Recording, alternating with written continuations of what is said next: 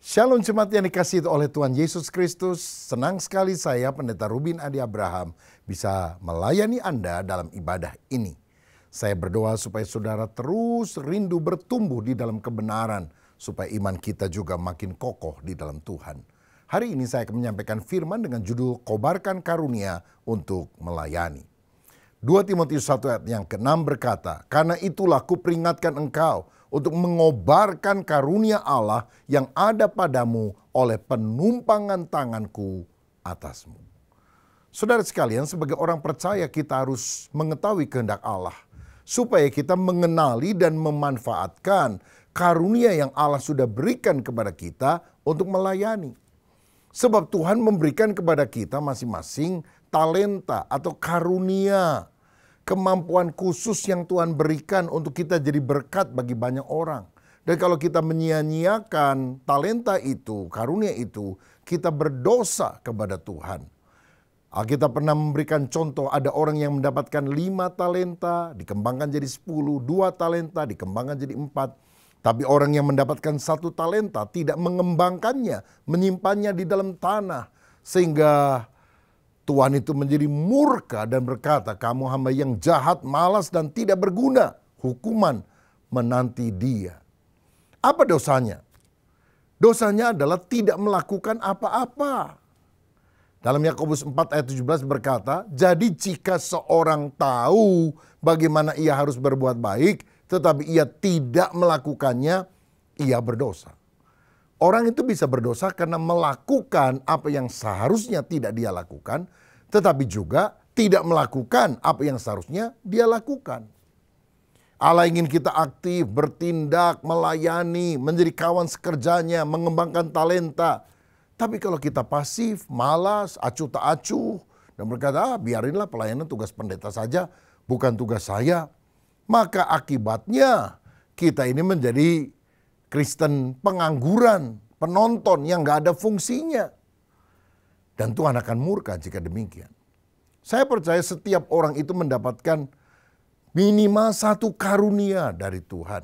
Dan semuanya harus dikembangkan untuk kemuliaan nama Tuhan. Karena perbedaan karunia itu adalah untuk saling melengkapi. Semua karunia itu penting, saudara-saudara. Seperti dalam tubuh kita.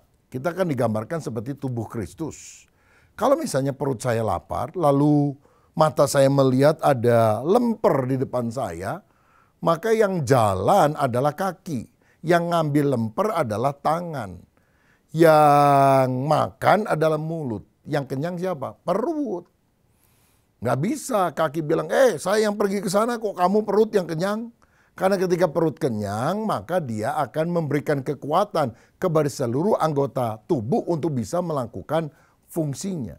Kadang-kadang kita juga menganggap bahwa pelayanan itu harus sesuatu yang tampil di depan. Misalnya mimpin pujian, khotbah, atau jadi guru sekala minggu.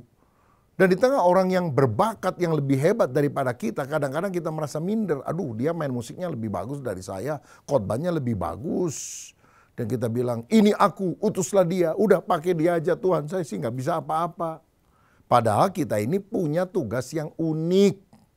Ya, seperti sendok dan garpu. Mana yang lebih bagus? Dua-duanya bagus, tapi beda fungsinya. Mari kita bersatu di dalam perbedaan karunia untuk melayani Tuhan dan jadi berkat bagi orang lain. Mungkin sudah bertanya, bagaimana saya tahu karunia Tuhan yang Dia titipkan kepada saya? Ada beberapa langkah sederhana yang kita bisa lakukan. Misalnya, pertama, kita harus menyelidiki kemungkinan karunia yang kita miliki. Misalnya dengan cara membaca Alkitab.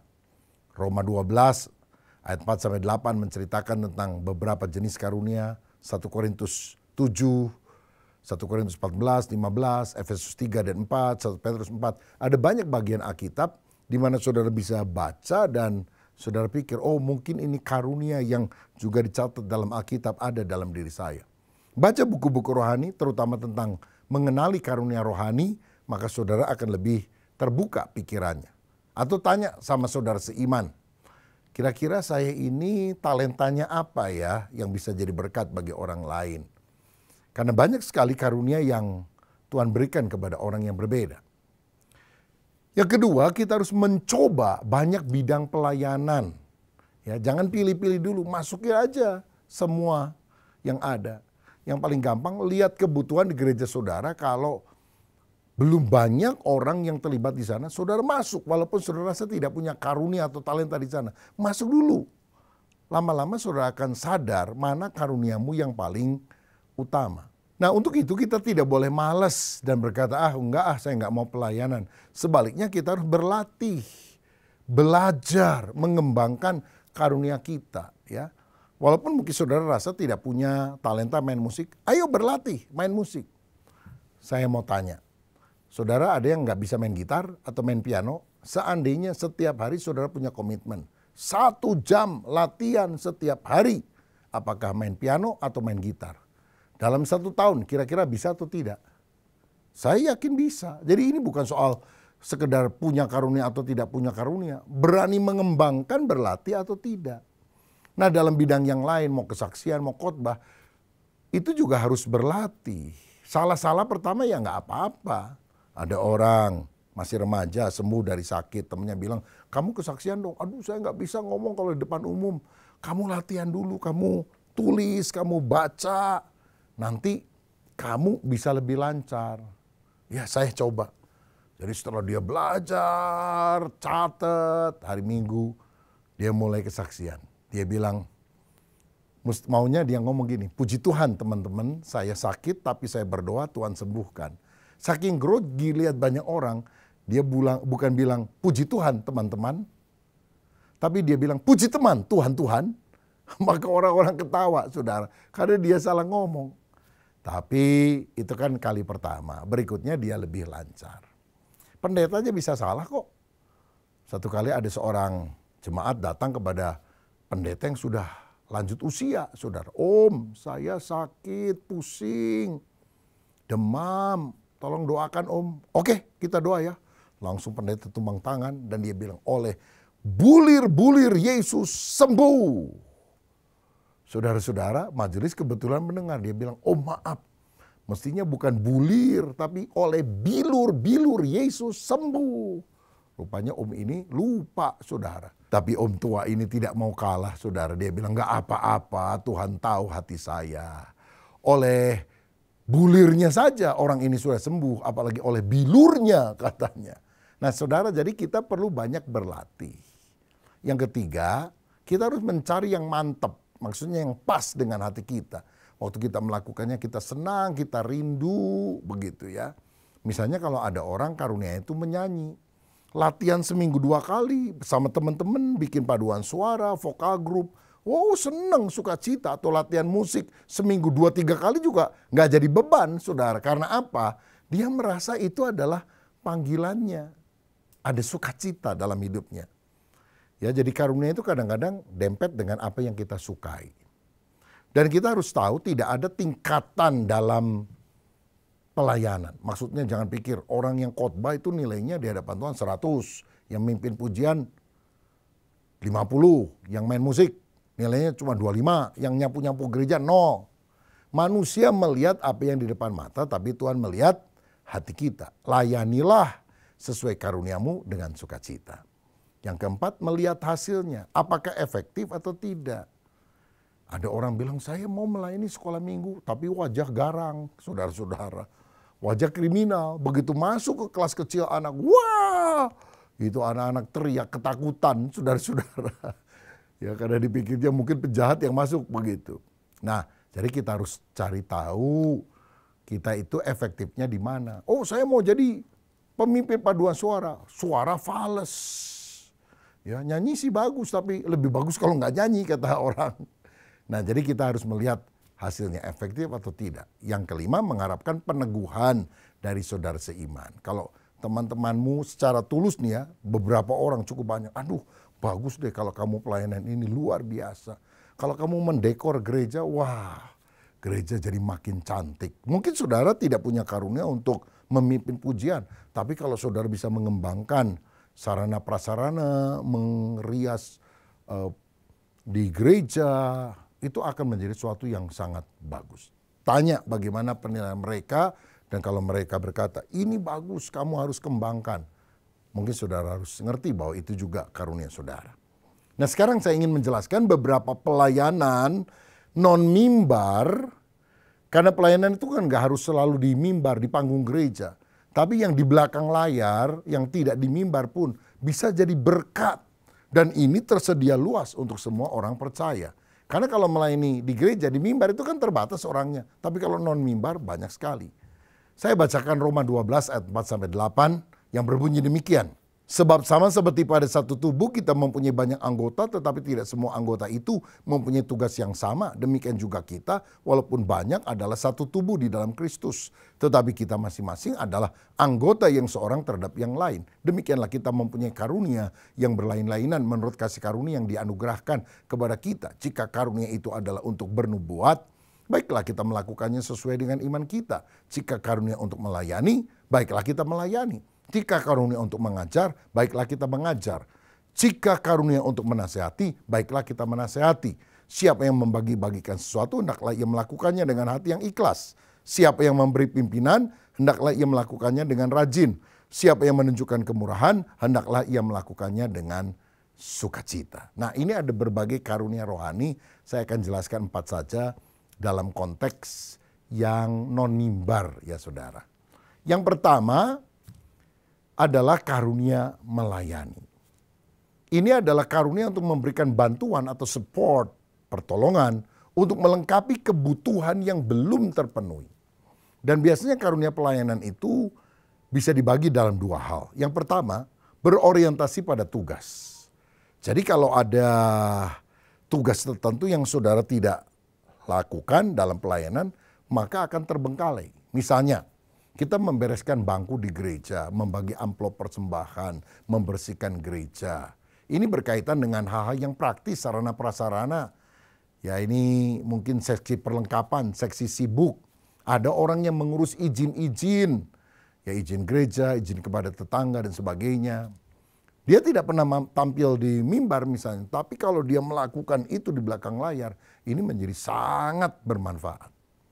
Tampaknya pelayanan ini sepertinya tidak menarik. Beda dengan singers yang muncul di mimbar. Tetapi karunia melayani ini sangat dibutuhkan. Bahkan dalam 1 Korintus 12 ayat 22 dikatakan, malahan justru anggota-anggota tubuh yang nampaknya paling lemah yang paling dibutuhkan. Jadi ini adalah karunia yang berorientasi pada tugas. Tetapi karunia melayani juga ada yang berorientasi pada orang, pada manusia. Maksudnya kita memberikan pertolongan kepada orang lain agar pelayanan orang itu lebih efektif. Misalnya dia menjadi sekretaris atau bagian administrasi dalam sebuah pelayanan gerejani misalnya. Atau menjadi ilustrator bagian yang membuat PowerPoint khotbah, memberikan gambar, kalimat-kalimat yang bagus, yang berkaitan dengan komputer membuat sistem, atau merangkup khotbah, menulis khotbah-khotbah lisan menjadi sebuah buku. Jadi idenya dari pendeta yang dia dengar hari Minggu, lalu dikembangkan kata-katanya dijadikan sebagai buku. Nah ini pelayanan melayani yang berorientasi membuat pelayanan hamba Tuhan tertentu menjadi lebih efektif dan lebih banyak jemaat yang mendapatkan berkat. Jadi yang menerima pertolongannya bukan orang sengsara, orang miskin, orang yang sakit, tapi orang Kristen lain, hamba-hamba Tuhan, supaya mereka lebih efektif dipakai Tuhan. Demikian halnya kalau kita lihat para rasul pernah meminta supaya diangkat 7 orang diaken di antara para jemaat membantu tugas-tugas praktis supaya para rasul ini bisa konsentrasi pada pelayanan doa dan firman. Ini pelayanan yang pertama, melayani. Yang kedua, saya melihat di Roma 12 itu ada pelayanan menasehati. Ya, kalau sekarang mengkonseling orang. Ini adalah pelayanan memusatkan perhatian pada orang lain dan memberikan kata-kata kasih berupa penghiburan, dorongan, nasihat yang membesarkan hati sehingga orang dikuatkan dan mendapatkan jalan keluar untuk dia bisa membuat keputusan yang tepat ketika dia menghadapi masalah. Kisah Rasul 4 ayat 36 mencatat nama Barnabas sebagai anak penghiburan. Rupanya dia adalah seorang konselor yang baik. Dia pelayanan sama-sama dengan Paulus, saudara. Dan satu kali Barnabas ini mengajak keponakannya yaitu Yohanes Markus untuk ikut serta. Tapi rupanya Markus belum siap dalam pelayanan ketika mereka pergi dari satu tempat ke tempat lain. Lalu banyak penentang, dia minta pulang ke Yerusalem. Paulus marah sekali, merasa bahwa Markus ini nggak ada gunanya. Dan Markus juga dimarah-marah, tentu kecewa. Tapi Barnabas yang kemudian menasehati Markus, bahkan mengajak Markus dalam pelayanan yang berikutnya. Paulus tidak mau. Paulus berpisah pelayanan dari Barnabas. Tapi di kemudian hari, pelayanan Markus ini setelah dibimbing oleh konselor yang hebat yaitu Barnabas. Markus ini menjadi penulis Injil Markus yang juga dipakai Tuhan untuk melakukan penginjilan pada zamannya. Dan pada masa tua, Paulus berkata, tolong Markus datang, suruh datang kepadaku karena pelayanannya penting bagiku. Jadi ada hamba Tuhan yang saklek, yang keras. Ada orang yang bisa dengan lemah lembut menguatkan orang lain supaya akhirnya orang itu juga bisa tumbuh dewasa di dalam Tuhan. Kita harus belajar saling menasehati satu dengan yang lain. Ibrani 3 ayat 13 memberikan petunjuk begini. Tetapi nasihatilah seorang akan yang lain setiap hari selama masih dapat dikatakan hari ini, supaya jangan ada di antara kamu yang menjadi tegar hatinya karena tipu daya dosa. Ada hal yang kita harus lakukan setiap hari. Berdoa harus setiap hari. Tetaplah berdoa, kata firman. Baca Alkitab mesti setiap hari. Yang kesukaannya merenungkan Taurat Tuhan dan merenungkannya siang dan malam. Itu kan harus setiap hari. Mengucap syukur harus setiap hari. Mengucap syukurlah senantiasa. Tapi ada ayat ini, hendaklah kita saling menasehati setiap hari. Jadi kita perlu mengkonseling orang lain atau mengencourage orang lain, membesarkan hati, menguatkan hati orang lain setiap hari. Ini adalah karunia yang kita juga harus kembangkan. Yang ketiga adalah karunia kemurahan, yaitu memiliki simpati dan belas kasihan terhadap orang yang menderita atau sengsara dan menyatakannya di dalam perbuatan kasih. Ya banyak orang kalau lihat orang yang sengsara, aduh kasihan, tapi nggak bikin apa-apa. Nah orang berkemurahan itu bukan cuma tergerak, tapi bergerak menolong orang lain. Dalam Matius 25, Tuhan Yesus pernah berkata, pada waktu aku lapar kamu memberi aku makan, pada waktu aku haus kamu memberi aku minum. Pada waktu aku dalam penjara engkau mengunjungi aku. Kapan Tuhan kami melakukannya? Apa yang kamu lakukan kepada salah satu saudaraku yang paling hina ini, engkau sebetulnya melakukan bagiku.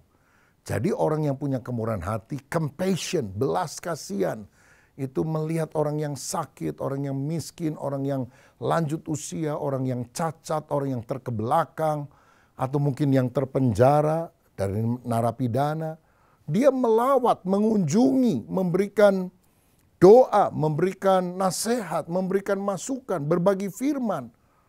Bahkan dia juga bisa memberikan apa yang dia punya. Itu adalah karunia kemurahan kepada orang-orang yang membutuhkan. Ini pelayanan non-mimbar yang sangat berguna Bapak Ibu. Yang keempat adalah karunia memberi, karunia membagi-bagikan. Kata Roma 12 tadi. Ini adalah orang yang mau dipakai menjadi bendaharawan Allah. Menjadi pensupport dana untuk pekerjaan Tuhan. Jadi saluran berkat bagi orang lain. Dalam Lukas pasal yang ke-8 dicatat bahwa ada orang namanya Yohana, istri Kusa, bendahara Herodes, Susana, dan banyak perempuan lain. Perempuan-perempuan ini melayani rombongan itu dengan kekayaan mereka. Nah jadi ada orang yang memang berkecukupan bahkan berkelebihan. Dia support dengan uangnya. Kalau ada pembangunan gereja, kalau ada misi dan sebagainya.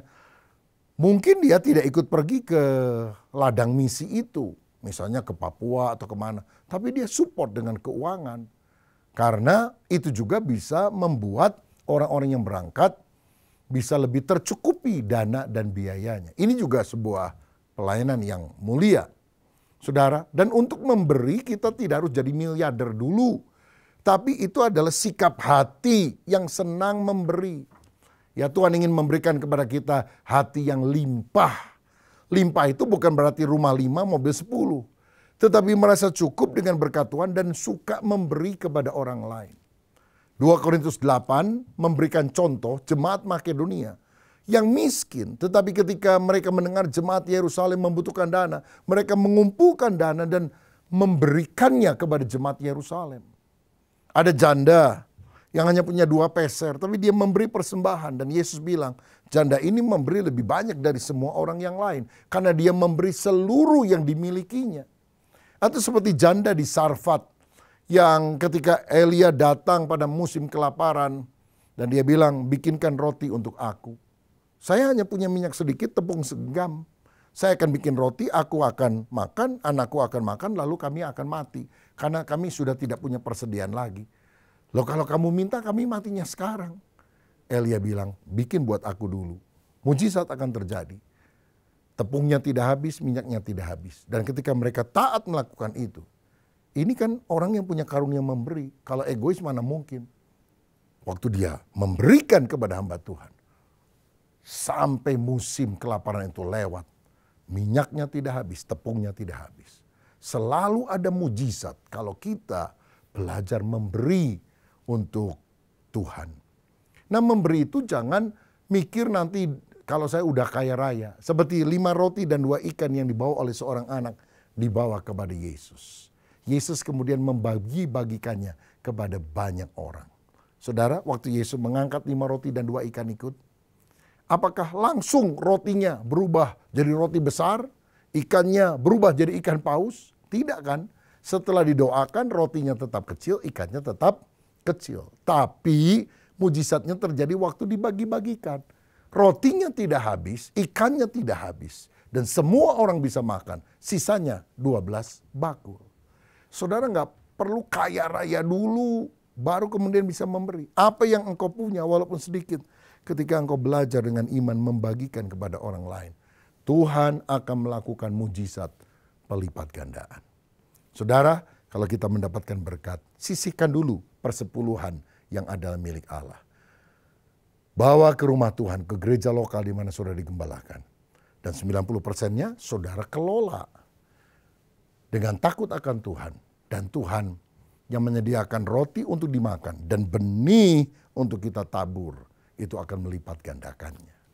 Haleluya. Nah, ada karunia lain di dalam bagian Alkitab yang berbeda. Karena karunia kan banyak sekali. Tapi salah satu yang saya juga mau bahas adalah karunia memberi tumpangan atau hospitality, keramah tamahan. Ini dicatat dalam 1 Petrus 4 ayat 9 misalnya.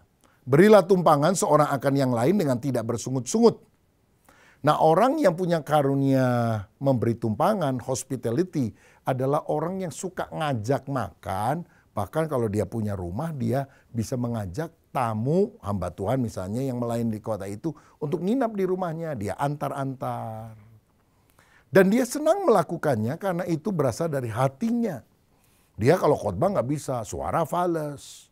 Tapi dia suka melakukan pelayanan hospitality ini.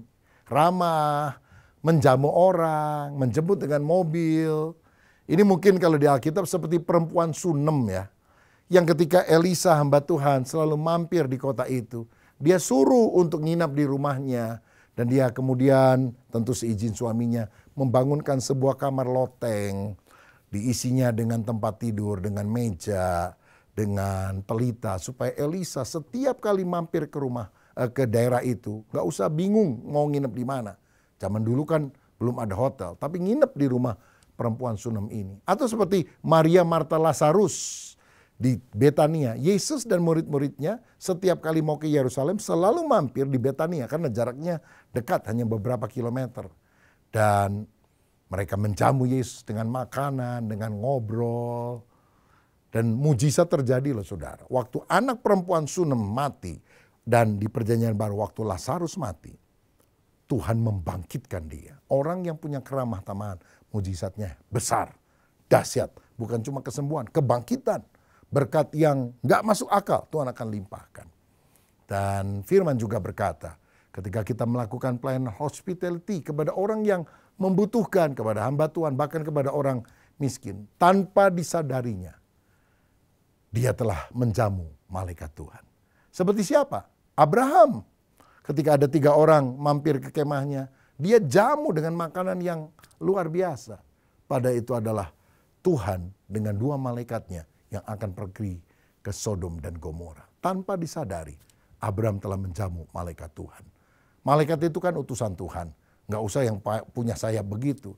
Tapi kalau saudara punya pelayanan hospitality, saudara menjamu utusan-utusan Tuhan, pemberita-pemberita Injil, hamba-hamba Tuhan, engkau dapat pahala dari sorga.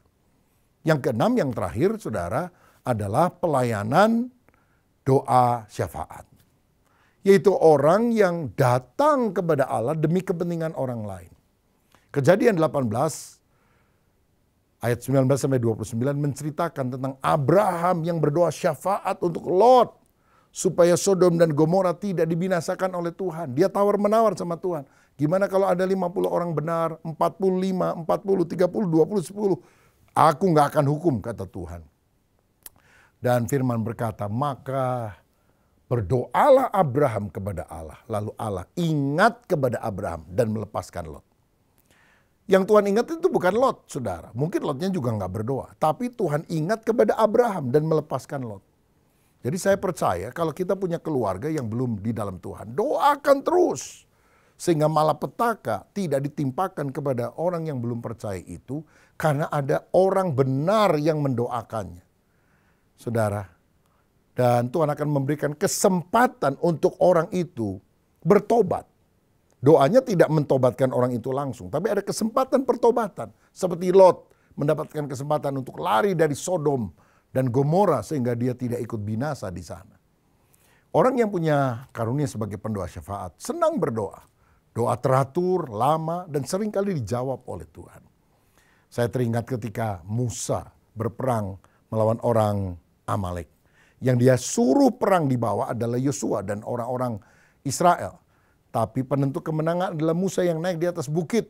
Waktu dia angkat tangan, orang Israel menang. Waktu dia lemah, turun tangan, orang Israel kalah. Sampai ditopang oleh Harun dan Hur. Saya percaya pelayanan rohani juga harus ditopang oleh para pendoa syafaat. Sehingga banyak jiwa-jiwa yang akan diselamatkan untuk kemuliaan nama Tuhan. Saudara, gereja-gereja di Korea Selatan misalnya. Itu punya atmosfer rohani yang kuat di dalam ibadah selama bertahun-tahun. Karena apa? Ada pendoa-pendoa syafaat yang suka mendoakan setiap ibadah yang ada. Ada seorang hamba Tuhan wanita dari Amerika Serikat, namanya Amy Semple McPherson. Dia juga adalah seorang pengkhotbah hebat pada zamannya. Karena kalau waktu dia doa, kesembuhan sering terjadi. Dan waktu selesai khotbah dia mendoakan orang, orang kadang-kadang rebah di dalam hadirat Allah. Penuh dengan Roh Kudus. Satu kali ada wartawan yang gak percaya Tuhan, dia pikir, kenapa orang-orang didoakan bisa jatuh dari tempat tidur, dari tempat duduknya, lalu kemudian mereka sepertinya ya kita kenal sebagai dilawat oleh Roh Kudus, begitu saudara. Jangan-jangan itu kursi-kursinya itu ada aliran listrik yang daya rendah sehingga zut, langsung orang jatuh begitu. Jadi pas satu kali waktu Amy Semple McPherson khotbah, orang ini selesai pendeta khotbah, dia langsung pergi ke bagian di mana pembangkit tenaga listriknya itu ada. Dan dia pikir jangan-jangan ada orang yang ngerjain ini saklar listriknya. Waktu dia turun ke sana dia kaget. Karena yang dia dapat di sana beberapa orang ibu-ibu tua yang sedang berdoa. Dia berkata, tolong hambamu biar mujizat-mujizat Allah terjadi melalui pelayanannya. Jadi nggak mengganggu listriknya sudah. Tapi dia berdoa supaya Roh Kudus bekerja. Dan akhirnya wartawan ini bertobat. Dia bilang, oh rupanya ini pembangkit tenaga listriknya. Maksudnya apa? Ketika kita berdoa, ada power, kuasa Roh Kudus yang akan dicurahkan. Karena itu mari kita mengenali karunia rohani kita masing-masing. Dan kita menggunakannya untuk kemuliaan nama Tuhan dan jadi berkat bagi orang lain. Siapa di antara saudara yang merasa engkau mendapatkan satu karunia yang belum engkau kembangkan secara maksimal. Tapi hari ini engkau mau berkata, Tuhan, aku mau dipakai oleh engkau. Pakai aku sesuai dengan karunia yang engkau berikan. Kalau engkau mau berdoa demikian, taruh tanganmu di dada. Saya mau berdoa. Bapa, terima kasih untuk kebenaran firman-Mu. Kami percaya kami mendapatkan minimal satu karunia. Dan karunia itu harus dikembangkan. Bapa, kami tidak mau menyia-nyiakan karunia ini. tapi biarlah kami dipakai untuk memuliakan Tuhan dan juga menjadi berkat bagi banyak orang. Kami mulai aktif terlibat dalam pelayanan, tidak harus pelayanan mimbar, pelayanan di luar pun, pelayanan di bawah mimbar, pelayanan sehari-hari yang praktis kami mau lakukan. Yang penting banyak orang terberkati.